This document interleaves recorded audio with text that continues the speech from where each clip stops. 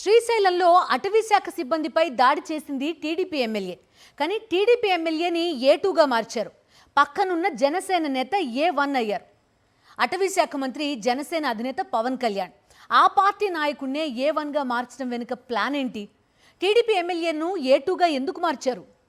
శ్రీశైలం శిఖరం దగ్గర అటవీ శాఖ అధికారులపై టీడీపీ ఎమ్మెల్యే బుడ్డా రాజశేఖర్ రెడ్డి దాడి చేసిన ఘటనను సీసీ కెమెరా దృశ్యాల ద్వారా ప్రపంచమంతా చూసింది.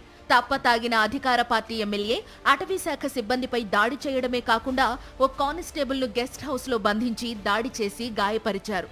తమ సిబ్బందిపై దాడిని ఖండించిన అటవీ శాఖ ఉద్యోగులు న్యాయం కోసం ప్రభుత్వానికి మొరపెట్టుకున్నారు. ప్రభుత్వం కూడా స్పందించి టీడీపీ ఎమ్మెల్యేపై కేసు నమోదు చేయాలని పోలీసులకు సూచించింది.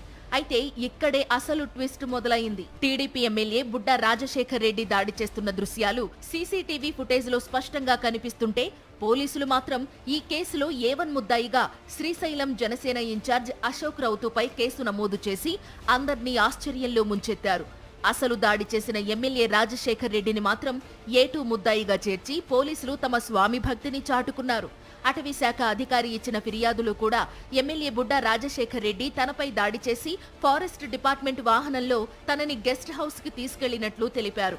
అయితే జనసేన ఇన్ఛార్జ్ అశోక్ రౌతుని ప్రథమ ముద్దాయిగా చేర్చడం ఏంటని అధికారులే ఆశ్చర్యపోతున్నారు. కూటమి ప్రభుత్వంలో భాగస్వామి అయిన జనసేన అధినేత పవన్ కళ్యాణ్ అటవీ శాఖ మంత్రిత్వ బాధ్యతలు కూడా నిర్వహిస్తున్నారు.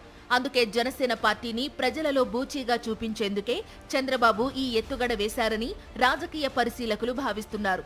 ఎమ్మెల్యే బుడ్డా రాజశేఖర్ రెడ్డి చినబాబు లోకేష్ కి అత్యంత సన్నిహితుడు కావడంతోనే అతన్ని కాదని అశోక్ రౌతును ఏ1గా నమోదు చేయించారని ఉన్నతాధికారుల్లో చర్చ జరుగుతోంది. జనసేన నాయకుణ్ణి ప్రధాన ముద్దాయిగా మారిస్తే కేసు నీరుగారిపోతుందనే కుట్రతోనే అశోక్ రౌతుని ఏ1 ముద్దాయిగా బుక్ చేశారనే చర్చ జరుగుతోంది. సహాయం చేసిన వాళ్లను, సహకరించిన వాళ్లను అడ్డు తొలగించుకోవడం చంద్రబాబుకు అలవాటేనని, పవన్ కళ్యాణ్ కూడా కూరలో కరివేపాకు లాంటి వాడేనని అంటున్నారు.